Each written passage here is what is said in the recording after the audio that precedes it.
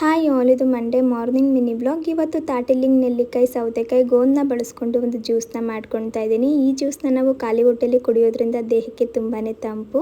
ಇನ್ನು ತಿಂಡಿಗೆ ಸ್ವಲ್ಪ ಮೊಸರು ಅವಲಕ್ಕಿ ಮಾಡ್ಕೊಳ್ಳೋಣ ಅಂತ ಒಂದು ಬೌಲ್ಗೆ ಮೊಸರು, ಕ್ಯಾರೆಟ್, ಈರುಳ್ಳಿ, ಹಸಿರು ಮೆಣಸಿನ್ಕಾಯಿ, ನೆನೆಸಿಟ್ಟಿರೋ ಕೆಂಪು ಅವಲಕ್ಕಿ, ಉಪ್ಪು ಹಾಕಿ ಮಿಕ್ಸ್ ಮಾಡಿಕೊಂಡು ಒಂದು ಕಡಾಯಿಗೆ ಎಣ್ಣೆ, ಸಾಸಿವೆ, ಜೀರಿಗೆ, ಕಡಲೆಬೇಳೆ, ಉದ್ದಿನಬೇಳೆ, ಕರಿಬೇವು, ಬ್ಯಾಡಗಿ ಮೆಣಸಿನ್ಕಾಯಿ ಹಾಕಿ ಫ್ರೈ ಮಾಡಿಕೊಂಡು ಇದು ತಣ್ಣಗಾದ್ಮೇಲೆ ಈ ಅವಲಕ್ಕಿಗೆ ಹಾಕಿ ಕೊನೆಯಲ್ಲಿ ಕೊತ್ತಂಬರಿ ಸೊಪ್ಪನ್ನ ಹಾಕೊಂಡ್ರೆ ಮೊಸರು ಅವಲಕ್ಕಿ ರೆಡಿ ಆಗುತ್ತೆ.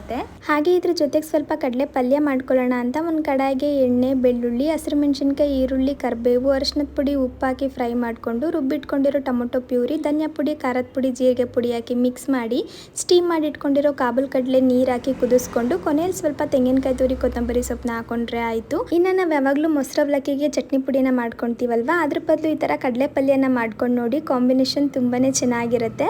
ಹಾಗೆ ನನಗೆ ಸ್ವಲ್ಪ ಮಾವಿನ ಹಣ್ಣು, ಪೈನಾಪಲ್ ಹಾಕೊಂಡು ಒಂದು ಸ್ಮೂದಿ ಮಾಡ್ಕೊಂಡಿದ್ದೀನಿ.